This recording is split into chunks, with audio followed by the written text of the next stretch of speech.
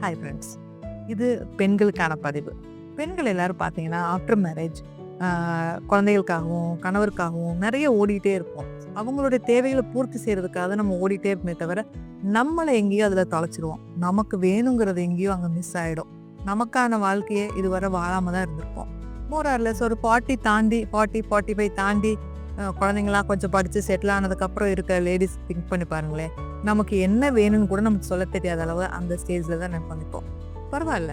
அத நினைச்சு கவலைப்பட வேண்டாம், வருத்தப்பட வேண்டாம். பட் இப்பவாவது திங்க் பண்ணி, இனிமே என்னோட வாழ்க்கைய நான் வாழப் போறேன் அப்படின்னு நினைச்சிட்டு, நமக்கு என்ன தேவை? எனக்கு என்ன புடிச்சிருக்கு? நான் எந்த அ இத தேர்ந்தெடுக்கணும் அப்படின்னு நம்ம வாழ்க்கைய நாம வாழலாம் சகோதரிகளே. திங்க் டீப்ல கொஞ்சம் மாத்தி தான் யோசிங்களேன். நன்றி.